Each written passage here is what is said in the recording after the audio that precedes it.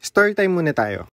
Marami nag-i-inquire sa akin magkano ba yung import rancho na binibenta ko. Marami dun sa mga nag-inquire na yun nagugulat sa pricing. Kasi nga naman, kung i-compare mo siya sa pricing sa pet store, usually ng pricing sa pet store nasa 200 lang, 100 lang, meron pa nga 50 pesos. Pero the reason kung bakit pet grade ang tawag dun sa mga goldfish na nasa pet store, kasi malaki yung quality difference ng mga pet grade dun sa mga material to show grade. By the way guys, hindi lahat ng pet store pet grade lang ang meron. Yung iba meron din mga magagandang grade. Pero ayun nga, the reason kung bakit malaki ang price difference ng import rancho compare sa mga rancho na nakikita natin sa pet store or dun sa mga island born is kasi meron kaming binabayaran na shipping fee. And also, kailangan din namin magpatong. Since businessman, kailangan mo rin kumita. Plus, kailangan mo rin magkaroon ng insurance para kung sakali mang may mamatay sa mga import mo, hindi ka malulugi. Kasi minsan, out of 10, merong 1 to 2 na namamatay talaga. So, you need to secure your income.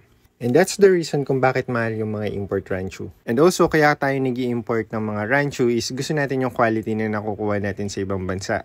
Pero don't get me wrong, maraming mga island born or mga breeder dito sa Philippines na nag-raise ng mga magagandang rancho. Yun nga lang, ang problem sa market natin is mas tinatangkilik yung mga import rancho. Though, kahit pangit yung quality, mas gusto pa rin nila yung word na import. Nga naman, pag may bisita sila, masasabi nila na, ay ang rancho ko, galing yan sa Thailand.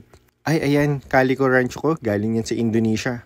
Kumbaga, merong dating yung word na import. Compare naman sa mga pet store or dun sa mga island born, mahirap siyang lagyan ng dating. Unless sikat yung breeder. Kaya napili ko rin mag-import na lang ng rancho sa ibang bansa kasi yun yung mas sinatangkilik. Kasi nga business. Kaya yun, malaki ang price difference ng mga nakikita nating pricing sa pet store compare sa mga ini-import nating rancho. Kaya naman ay highly suggest kung bibili ka na ng mga high quality rancho or imported rancho. Sana ay meron ka ng advanced knowledge when it comes to goldfish keeping kasi sayang din yung pera pag namatayan kasi hindi rin mura yung mga magagandang quality. And that said, kung naghahanap ka ng mga import rancho, huwag ka nang lumayo, i-PM mo na ako kasi nagbebenta rin ako ng mga import rancho na kinukuha ko sa Thailand or Indonesia. Yun lang guys, thank you for watching this video and see you on the next one. Bye!